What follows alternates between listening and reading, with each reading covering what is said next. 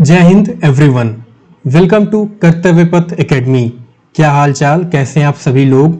I hope आप लोग बहुत ही बढ़िया होंगे एंड आप लोगों की पढ़ाई लिखाई सब कुछ बड़े अच्छे से चल रही होगी। आज के क्लास में क्या पढ़ना है, तो आज हम लोग अपना जो करेंट कोर्स चल रहा है एनसीईआरटी का, उसके अंदर क्लास 7th एनसीईआरटी ज्योग्राफी का चैप्टर नंबर 4 एयर का पार्ट 2 पढ़ने वाले हैं। इससे पहले हमने क्या पढ़ा था, तो इस चैप्टर के अंदर अभी तक हम लोगों ने एटमॉस्फेयर क्या होता है ये देखा था। इसमें हमने कंपोजिशन ऑफ द एटमॉस्फेयर के बारे में बात की थी, जिसमें हमने ये देखा था कि हमारे एटमॉस्फेयर के अंदर मेजर तौर पर कौन कौन सी गैस पाई जाती हैं, जिसमें सबसे पहले नंबर पे था आपका नाइट्रोजन, सेकंड पे था आपका ऑक्सीजन, थर्ड पे कार्बन डाइऑक्साइड, फोर्थ पे ऑर्गन और उसके अलावा आपके और भी अलग अलग प्रकार की गैसेस पाई जा रही थी। ठीक है, उसके बाद हमने स्ट्रक्चर ऑफ द एटमॉस्फेयर की बात की थी, जिसके अंदर हमने ये देखा था कि जिस तरह से एक केक के अंदर डिफरेंट प्रकार की लेयर पाई जाती है, नीचे आपका ब्रेड होता है, उसके ऊपर आपके क्रीम वगैरह होते हैं, उसी तरह से हमारा जो एटमॉस्फेयर है वो भी क्या है, अलग अलग स्ट्रक्चर में, अलग अलग लेयर में क्या है, बटा हुआ है। जिसमें से मैंने आपको याद करने का तरीका भी आप लोगों को समझाया था, जो था TSM-TE करके। ठीक है, जिसमें TA से आपका था ट्रोपोस्फियर, S से था आपका स्ट्रेटोस्फियर, M से था आपका मीजोस्फियर, T से था आपका थर्मोस्फियर, इसी के अंदर आपका आइनोस्फियर भी पड़ता है, और E से था आपका एक्जियोस्फियर। इसके अंदर हमने और भी चर्चाएं की थी, जैसे ट्रोपोस्फियर की इंपॉर्टेंस क्या थी, जो आपके वेदर के फिनोमेना हो रहे थे सब इसके अंदर होते हैं। स्ट्रेटोस्फियर के अंदर हमने ओजोन लेयर की बात की थी। मेसोस्फियर के अंदर हमने ये देखा था कि इसके अंदर बेसिकली आपकी जो मीटरॉइड्स होती हैं वो इसी के अंदर बर्न होती हैं। फिर हमने थर्मोस्फियर की बात की थी, इसके अंदर हमने ये देखा था कि आपका आइनोस्फीयर एक तो पड़ता है, ऊपर से आपका जो टेम्परेचर होता है वो रैपिडली इसके अंदर बहुत तेजी से राइज होता है। आइनोस्फीयर में ये देखा था कि आपकी जो रेडियो की वेव्स होती हैं वो इसी आइनोस्फीयर से क्या है, रिफ्लेक्ट बैक हो जाती हैं हमारे अर्थ के ऊपर। और लास्ट में हमने एक्जियोस्फीयर की बात की थी, राइट। आज जो है हमें पढ़ना है वेदर एंड क्लाइमेट के बारे में, जिसमें हम टेम्परेचर की बात करेंगे, एयर प्रेशर की बात करेंगे, मॉइस्चर की बात करेंगे, विंड की बात करेंगे। ठीक है, तो तैयार हो जाइए, अपने नोटबुक पेन वगैरह जो भी आप लोग अपने साथ रखना चाहते हैं रख लीजिए, नहीं भी रखते हैं तो कोनो दिक्कत नहीं है, क्योंकि इस लेक्चर का जो PDF होगा वो आपको हमारे गूगल ड्राइव पे प्रोवाइड कर दिया जाएगा, जिसका लिंक आपको नीचे डिस्क्रिप्शन में मिल जाएगा। ठीक है, तो इसी के साथ हम लोग शुरू करते हैं अपने क्लास को बिना किसी और देरी के।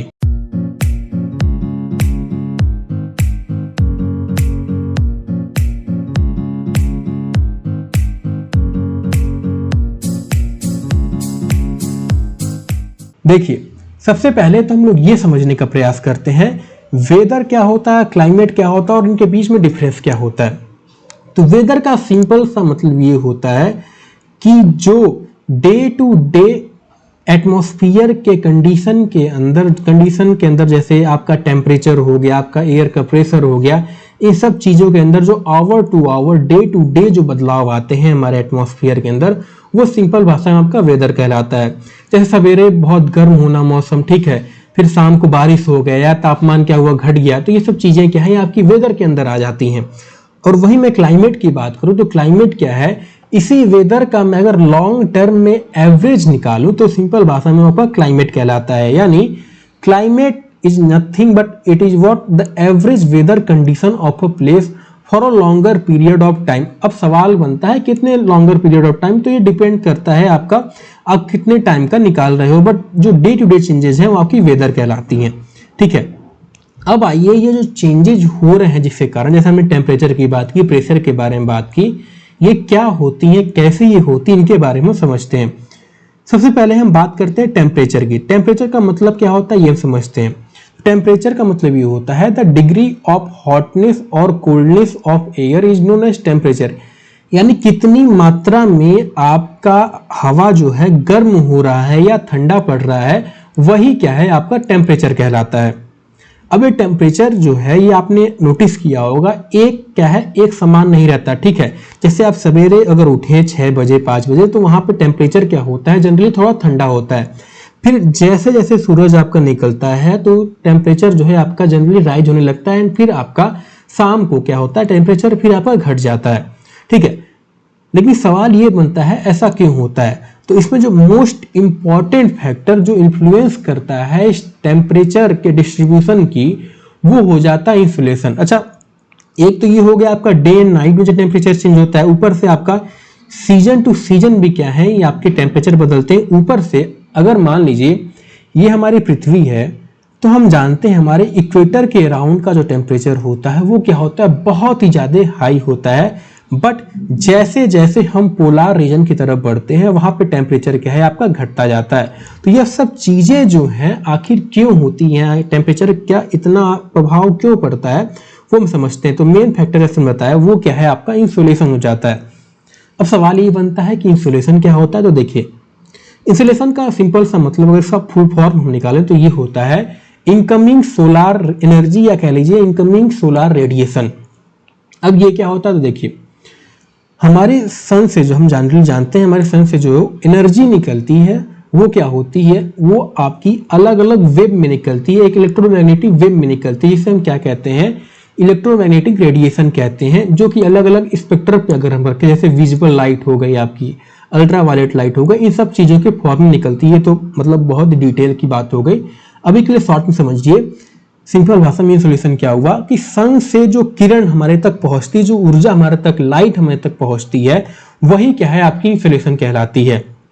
ठीक है, अब इसी इंसुलेशन की वजह से आपका टेम्परेचर बदलता है। कैसे बदलता है वो हम समझते हैं। जैसे मान लीजिए हमारा सूर्य हो गया, ये हमारी पृथ्वी हो गए, तो होता क्या है, जैसे मान लीजिए आपने एक टॉर्च लिया, ठीक है, टॉर्च और ये क्या रखा है, बोर्ड रखा।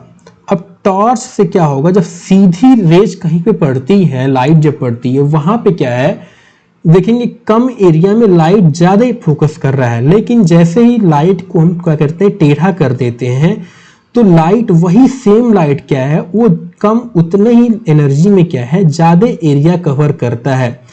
ठीक इसी तरह से क्या होता है हमारे सूर्य और पृथ्वी के बीच में होता है।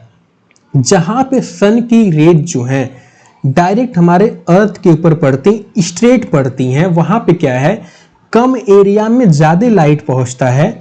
और जहां पे हमारी सन की रेज जो है वो स्लैंट हो जाती है, यानी टेढ़ी हो जाती है, वहां पे क्या है, एनर्जी तो आपकी उतनी है, ठीक है, लाइट आपकी उतनी पड़ रही है, पर ये क्या है, ज्यादा एरिया कवर करता है। अच्छा, अब जब ज्यादा एरिया कवर करेगा तो क्या होगा, यहाँ पे तापमान जो होगा, क्योंकि मेन जो टेम्परेचर है वो आपका क्या है, सन से मिलता है, जो सन तापमान क्या होगा यहाँ पे, वो क्या होगा, घट जाएगा। लेकिन जहाँ पे सन की रेज जो है वो सीधी पड़ेंगी, वहां पे क्या होगा, टेम्परेचर क्या होगा आपका हाई हो जाएगा। And this is the main reason कि इक्वेटर पे क्या है, क्योंकि इक्वेटर के अराउंड आपकी जो सन की रेज है वो सीधी पड़ती हैं, वहां पे टेम्परेचर ज्यादा होता है। And as we move towards the pole, वहां पे क्या होता है, आपका टेम्परेचर धीरे धीरे क्या है, घटने लगता है। इसलिए पोल का रीजन जो है आपका ठंडा होता है। ठीक है, तो ये बात आपको समझ में आई। और यही वो भी सेम चीज आपको यहाँ पे लिखा भी है कि द अमाउंट ऑफ इंसुलेशन जो है it decreases from equator towards the pole. ठीक है, तो यहाँ से आपको इंसुलेशन समझ में आया। ठीक है, अब देखिए टेम्परेचर के बारे में बात करूँ तो टेम्परेचर को जनरली जो है एक स्टैंडर्ड यूनिट जो है इसकी नापा जाता है, वो है आपका डिग्री सेल्सियस हो जाता है, जो कि इन्वेंट किया था एंड्रेस सेल्सियस द्वारा। ठीक है, अब देखिए कई बार आपने ये भी नोटिस किया होगा कि आपने जब टेम्परेचर जो होता है वो सिटीज और विलेज के कंपैरिजन हम बात करें तो शहरों में तापमान जो है, जहाँ पे बड़ी बड़ी बिल्डिंगें पाई जाती हैं, वहां पे क्या होता है, तापमान थोड़ा सा क्या होता है, ज्यादा होता है इन कंपैरिजन टू दो एरिया जो मतलब खुले होते हैं। विलेज जनरली क्या होते हैं, खुले होते हैं, जहाँ पे रोड्स वगैरह उतनी नहीं होती हैं, वहां पे क्या होता है, तापमान कम होता है। इस वजह से होता है कि सन से जो एनर्जी आती है, अब जैसे मान लीजिए ये हमारा क्या हो गया, जमीन हो गया, सन से ऊर्जा टकरा के वापस चली गई, लेकिन अब मैंने इसी जमीन पे क्या किया भैया, कई बिल्डिंगें बना दी, तो होगा क्या, सन से एनर्जी आई तो जरूर, लेकिन ये इस बिल्डिंग के बीच में क्या है, टकरा के थोड़ी देर टकरा के वहीं पे रह गई। तो इससे क्या होता है, तापमान वहां पे टेम्परेचर जो होता है, हीट जो होता है वहीं पे ट्रैप हो जाता है। एंड ट्रैप जब होता है तो आपका जो है वहां का टेम्परेचर क्या होता है, इंक्रीज हो जाता है। अच्छा, एक बात आप और ध्यान दीजिएगा कि आपका जो हवा है ना, वो डायरेक्ट सन से जो लाइट आती है उससे गर्म नहीं होता। हवा कैसे गर्म होती है, तो सन से जब आपकी रेज आती है वो पहले क्या होती है, धरती पर टकराती है। सन से जो रेज आती है वो क्या होती है, आपकी इलेक्ट्रोमैग्नेटिक वेव के बारे में भी मैंने बताया, तो वो क्या होती है, शॉर्ट इलेक्ट्रोमैग्नेटिक वेव में होती है। आई धरती पर टकराए, धरती ने क्या किया, उसको एब्जॉर्ब कर लिया। अब धरती क्या करती है, उसको वापस क्या करती है, रिफ्लेक्ट करती है। किस में करती है, तो लॉन्ग वेव रेडिएशन के फॉर्म में रिफ्लेक्ट करती है। अब इससे क्या होता है, आसपास की जो हवा होती है, इस जब ये रिफ्लेक्ट करती है लॉन्ग वेव में, तब जाके हवा आपकी गर्म होती है और तब जाके आपका टेम्परेचर जो है राइज होता है। ठीक है, तो ये पॉइंट आप ध्यान दीजिएगा। टेम्परेचर यहाँ पे खत्म होता है आपका, ये बहुत डिटेल में आपको नहीं दे रखा है, तो सिंपल आपको इंट्रोडक्शन दिया है, क्योंकि ये क्लास 7th की एनसीईआरटी है। अगर आपको और एडवांस समझना हो तो जब हम क्लास 11th की एनसीईआरटी पढ़ेंगे ज्योग्राफी की, तो वहाँ एडवांस में समझेंगे। ठीक है, अब हम समझते हैं एयर प्रेशर क्या होता है। प्रेशर मतलब क्या, कि जो दबाव हमारे ऊपर दबाव पड़ता है वही प्रेशर है। जैसे ये पेन हुआ, पेन को अगर मैंने अपने हाथ पे रखा तो मैं क्या कहा कि भैया यहाँ पे क्या है, प्रेशर पड़ रहा है, या मैंने अपनी उंगली से अपने हाथ पे दबाया तो मैं क्या कहूँगा, भैया यहाँ पे दबाव पड़ रहा है, प्रेशर पड़ रहा है। अब आप सिंपल बताइए, अगर मैंने पेन जो है यहाँ पे रखा है तो क्या मेरे हाथ पर इस पेन का प्रेशर पड़ रहा होगा, नहीं पड़ रहा है। लेकिन जैसे जैसे मैं इस पेन को दबाते जाऊंगा अपने हाथ के ऊपर, तो क्या होगा, प्रेशर जो होगा आपका हाई होता जाएगा, दबते जाएगा। ठीक इसी प्रकार आपका हवा के साथ होता है। अब देखिए, मान लीजिए ये आपको कोई एरिया था, यहाँ पे दो चीज आ जाती, एक होता है आपका हाई प्रेशर और दूसरा होता है आपका लो प्रेशर। हाई प्रेशर का मतलब ये, सिंपल भाषा में आप ये समझ लीजिए, लो प्रेशर कि हाई प्रेशर का मतलब ये होगा कि वहां पे एयर, हाई प्रेशर मतलब क्या, कि दबाव ज्यादा है, यानी यहाँ पे फोर्स ज्यादा लग रहा है, मतलब वहां पे हवा की मात्रा क्या होगी, ज्यादा होगी। लो प्रेशर मतलब क्या होगा, कि हवा की मात्रा मतलब कुछ नहीं है, बहुत लिमिट में है, 2 ही 3 क्या है हवा के पार्टिकल हैं, यहाँ पे क्या है भैया, पूरी तरह से भरे हुए हैं। ठीक है, हाई प्रेशर लो प्रेशर, इतनी बात आपको क्लियर है। वही यहाँ पे दे रखा है कि air pressure is defined as the pressure exerted by weight of air on the earth surface. अब होता क्या है, जैसे जैसे हम क्या है एटमॉस्फेयर में ऊपर जाते हैं, जैसे मान लीजिए पूरा आपका क्या है ब्लॉक ऑफ एयर हो गई, आपकी अर्थ की स्ट्रक्चर में बताया था, ट्रोपोस्फियर, स्ट्रेटोस्फियर, मीजोस्फियर।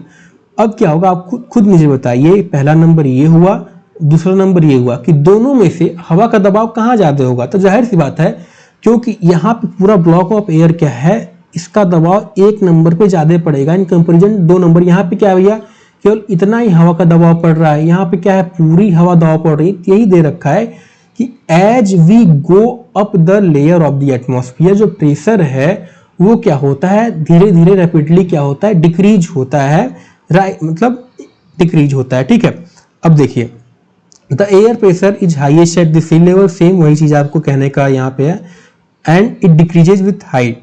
अब होता क्या है, horizontally the distribution of air pressure जो है, ये आपकी टेम्परेचर ऑफ एयर की वजह से क्या है, प्रभाव करती। कैसे, ये समझते हैं। हाई प्रेशर लो प्रेशर मैंने आपको बताया। ठीक है, होता क्या है, जब हवा आपकी गर्म होती है तो वो क्या है, आपकी एक्सपेंड होती है। अब मैंने बताया आपका इतना एयर मैंने ले लिया, यहाँ पे क्या मैंने हवा को गर्म किया, हवा को गर्म किया तो क्या होगा, हवा आपकी एक्सपेंड होगी, यानी इस एरिया में कुछ ही क्या होंगे, आपके एयर मॉलिक्यूल पाए जाएंगे। अब वहीं पे मैंने हवा क्या, मान लीजिए ठंडी हवा है, हवा क्या होगी, सिकुड़ेगी, तो उसी उतने ही एरिया में क्या होंगी, ज्यादा मात्रा आपके पाए जा रहे होंगे। तो वही यहाँ पे दे रखा है, इन एरियाज वेयर टेम्परेचर जो आपका हाई होता है, वहां पे एयर जो होगा हीट होगा, राइज होगा तो हवा की मतलब मात्रा वहां पे कम होगी, तो उससे क्या होगा, आपका लो प्रेशर एरिया क्रिएट होगा। ठीक है, इस वजह से लो प्रेशर एरिया जो होते हैं, it generally associated with cloudy skies and wet weather. ऐसा क्यों होता है, तो अभी जब मॉइस्चर हम पढ़ेंगे तब वहां पे इसको समझेंगे। वहीं पे इन एरियाज हैविंग लोअर टेम्परेचर, हवा क्या होगी, ठंडी होगी, हवा ठंडी होगी तो क्या होगी, हवा सिंक होगी, हवा सिकुड़ेगी वहां पे, जिससे क्या होगा, आपका हाई प्रेशर एरिया क्रिएट हो जाता है। ठीक है, जब भी आपके हाई प्रेशर लो प्रेशर आए, तो हाई प्रेशर मतलब हवा बहुत ज्यादा है, लो प्रेशर मतलब हवा वहां पे है ही नहीं। ठीक है, सिंपल मतलब ये होता है।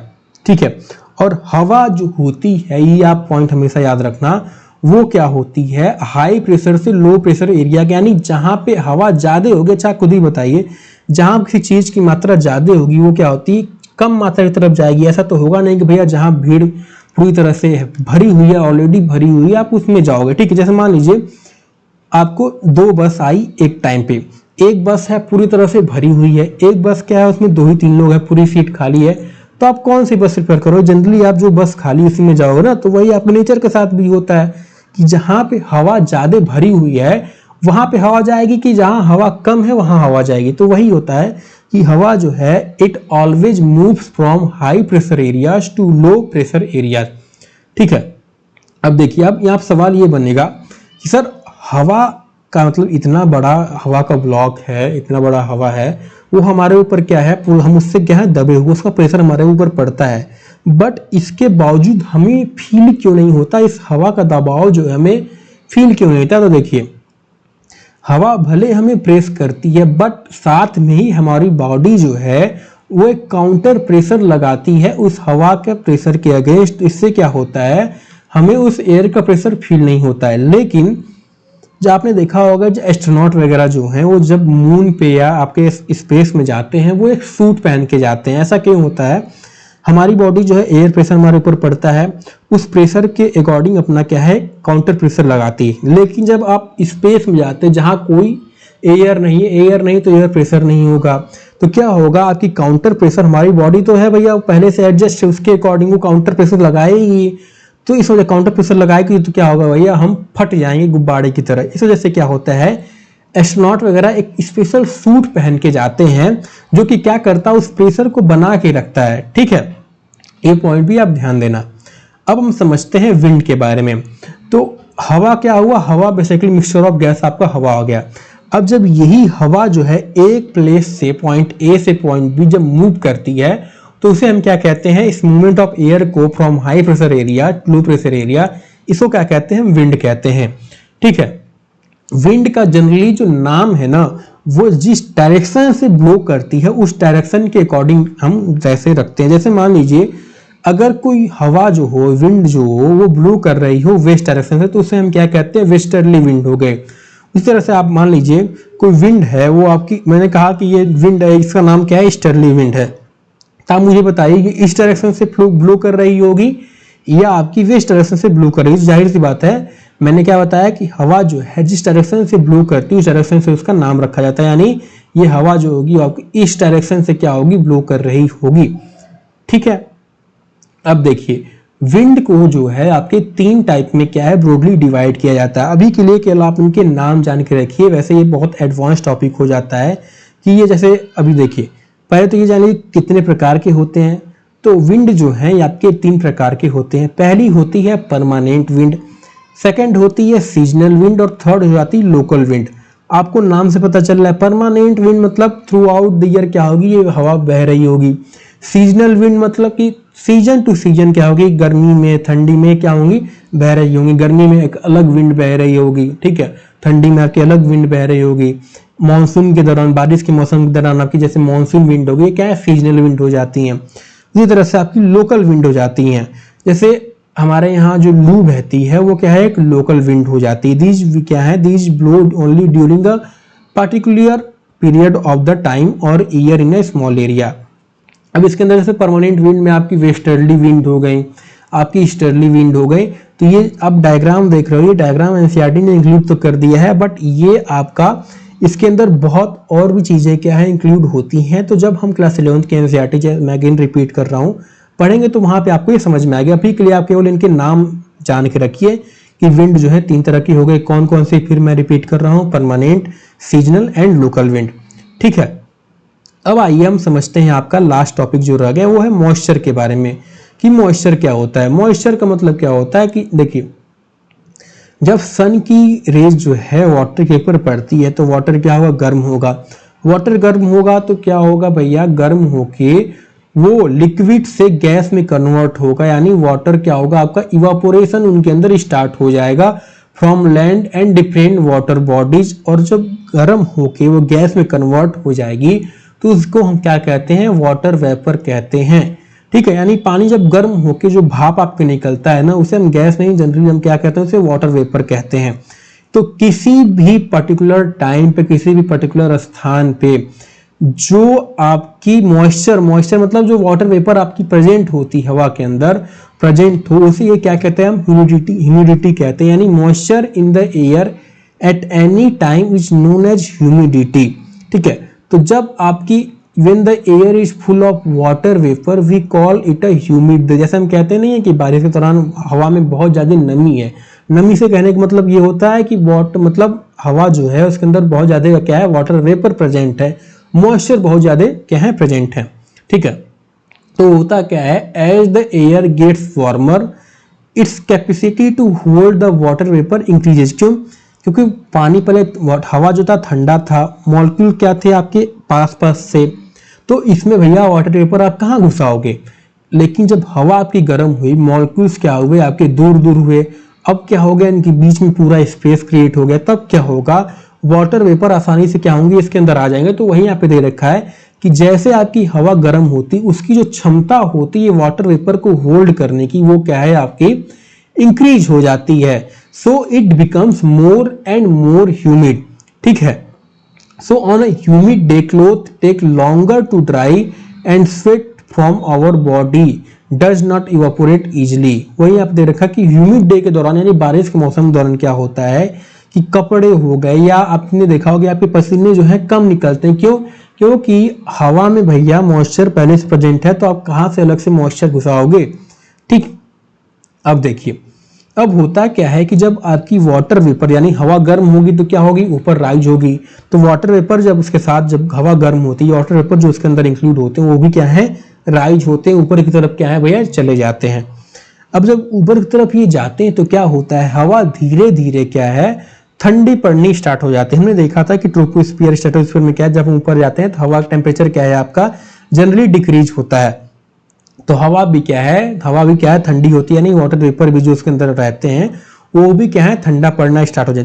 जब मुझे खुद बताइए, जब पानी था, पानी आपका गर्म हुआ तो क्या हुआ, वाटर वेपर बना, राइट।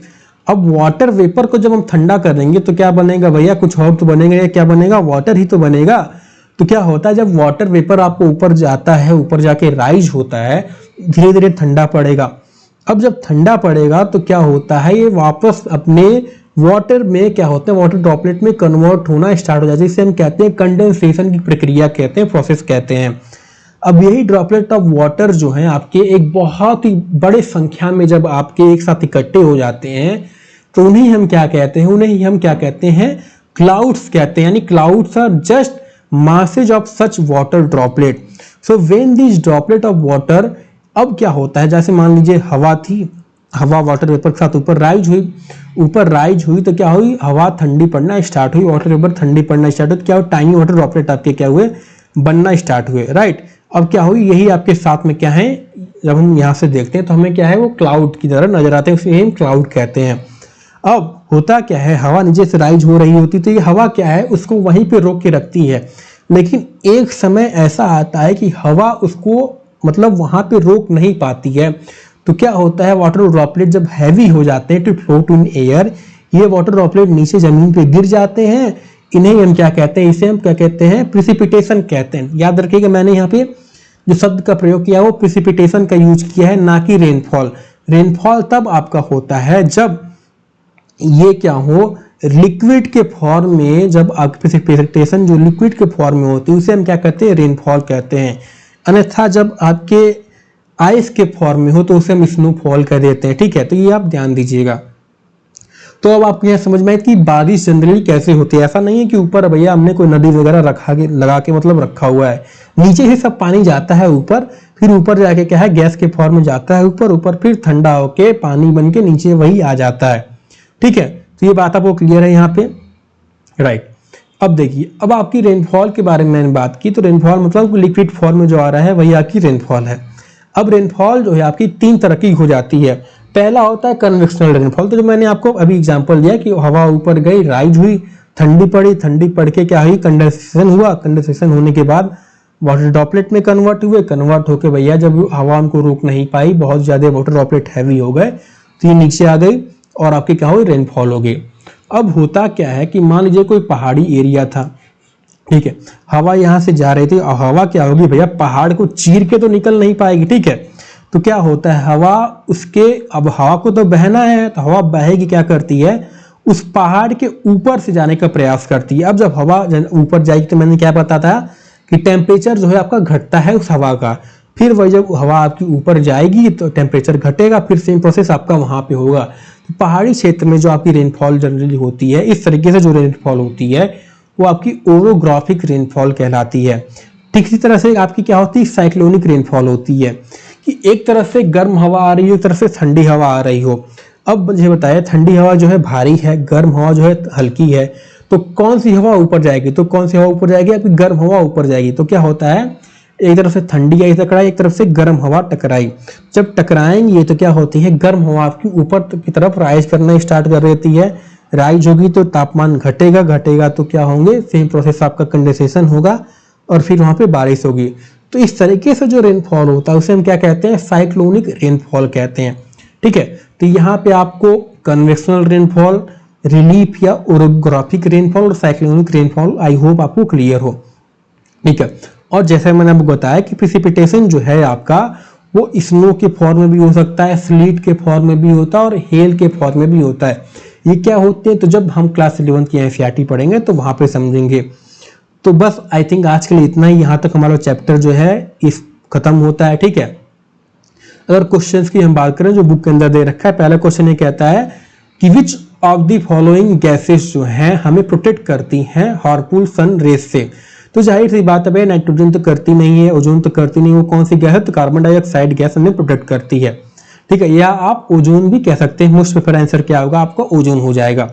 फिर सेकंड क्या आ जाता है, the most important layer of the atmosphere is. तो मैंने बताया था जो मनुष्य को ज्यादातर प्रभाव करती है भूगोल के अंदर, वही चीज सबसे ज्यादा इंपॉर्टेंट हो जाती है। किसी भी चीज को आप ले लीजिए, तो अगर लेयर ऑफ मैं बात करूं तो लेयर में सबसे ज्यादा मनुष्य कौन से प्रभाव करेगी, जो सबसे नीचे वाली एटमॉस्फेयर होगी, जिसमें सारे वेदर फिनोमिना हो रहे हैं, तो कौन सी लेयर है, वो आपकी ट्रोपोस्फियर हो जाती है। थर्ड क्वेश्चन क्या कहता है कि which of the following layer of the atmosphere is free from cloud. जिसके अंदर आपके फ्लाइट उड़ते हैं, एरोप्लेन उड़ते हैं, तो कौन सी लेयर है, वो आपकी स्ट्रेटोस्फियर हो जाती है। फिर तीसरा क्या कह रही है कि as we go up the layer of the atmosphere the pressure, यानी जब हम ऊपर जा रहे हैं तो क्या हो रहा है, प्रेशर घट रहा है कि डिक्रीज हो रहा है, तो जाहिर सी बात है प्रेशर जो है डिक्रीज होता है। पांचवा क्वेश्चन क्या कहता है कि when precipitation comes down to the earth in liquid form, उसे हम क्या कहते हैं, रेन कहते हैं।